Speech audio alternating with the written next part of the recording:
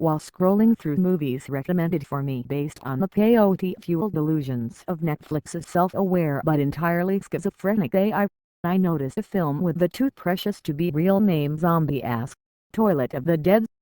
The cover art seemed to be of a Japanese girl in a school uniform, Sailor Moon style, with some pissy coloring. Some digging turned up no fewer than half a dozen other Japanese horror movies that also featured basically the exact same cover art, a Japanese schoolgirl with some kind of weapon, and maybe a second or third schoolgirl. The art for the Terminator features the Terminator. Alien has that creepy egg pod. The awesomeness that is Bloodsport features the awesomeness that is Jean-Claude Van Damme in a full-on ball-punching pose. These covers give me a hint what their movies are about when combined with the title. All of these Japanese movies were just random gibbering words pasted over Sailor Jupiter's head as she brandished some killy stabby shooty thing. So the number one is zombie-ass, Toilet of the Dead. Well, it's a zombie movie, I guess. And there's a schoolgirl in it. I'm struggling to see how asses and toilets relate. I decide that maybe the zombie infection comes from tainted sewage. Or the first victim gets bit while on a toilet. I don't know. First, note that I actually sat through this entire film, and it was a chore. I bounced like a madman between delight and shame and incredulous disbelief over and over again as the movie played out. But anyway, here's the plot as I understand it. There's a girl who is afraid of bugs, and as such her sister gets her head flushed in a toilet by schoolgirl bullies.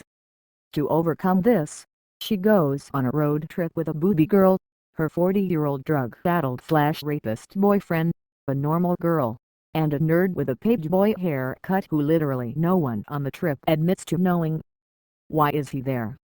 There's a scene in which his presence is questioned and no one owns up to even knowing who he is. How did he get there? The doctor infects everyone with zombie worms, so that sucks. There's a bit of panicking, and eventually only schoolgirl is left alive. At this point, all the worms are coming out of zombie asses and making everyone walk around bend over, ass first. Suddenly booby girl returns, only she's infected with the swarm queen. She and schoolgirl fight. Schoolgirl wins. But wait, the swarm queen takes over and grows into a Mighty Morphin Power Rangers-esque villain. There's an airborne fight scene, the queen worm using wings and schoolgirl using a fart rocket, as a swarm fights a swarm. Second is Mutant Girl Squad. There's a schoolgirl with a pointy glove, a nurse, and some random surly girl. They're mutants, so I assume that glove is actually her hand. I have no idea what makes that nurse a mutant. I have learned nothing, man. This movie gave the zombies a run for their money. Near as I can tell, the schoolgirl in this movie is half mutant, or HILKO, a word that I do not think anyone even attempts to explain. They're just a race of beings that are not quite human, and no one likes them. Her dad is HILKO, and that means he is little monsters for nipples. And also his wand is a monster. His daughter just gets this nightmare glove hand. When she endangered, it reacts by killing anyone nearby. On her 16th birthday, the government, here represented by guys in helmets with big black dildo nose guns, show up and shoot her parents to death. Then a fat guy with a sword attacks and she cuts his hands off. Her dad's severed head, lying on her birthday cake, wishes her well. At this point, she's being attacked by locals, who think she's a mythological creature from the mountains and thus want to stuff her and put her in the mall to increase tourism. No, really. Instead, she seems to kill everyone in town.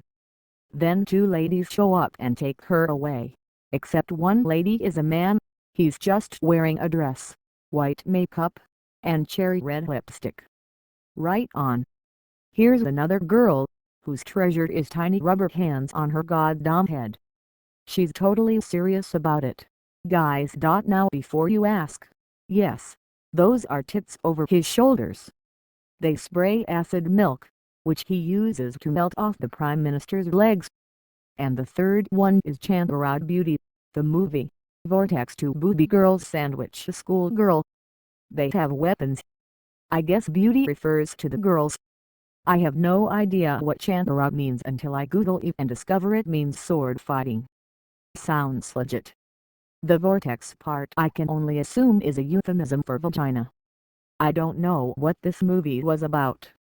The credits are literally still rolling in another window as I write this, and I am not going to be able to help you very much in figuring out what this mess was trying to tell me.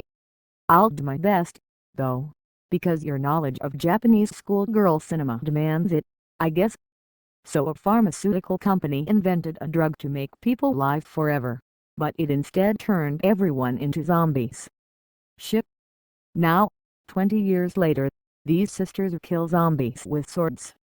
One wears a pristine white schoolgirl outfit, which I assume is hard to come by in a post-apocalyptic world. The other dresses like a cross between Clint Eastwood and a stripper, complete with a cowboy hat, a poncho, a white feathered boa, and a bikini.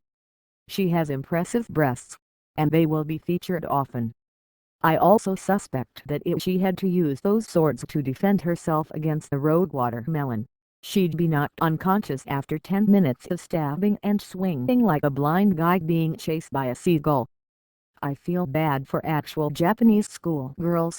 They must be living in a constant state of terror. From what I can understand of these films, schoolgirls have a lot to do with cleavage and butts in Japan. But if I'm being fair, there's a fairly creepy North American sexualization of schoolgirl uniforms as well. It's just not as mainstream as this. We didn't make a popular cartoon about it or anything.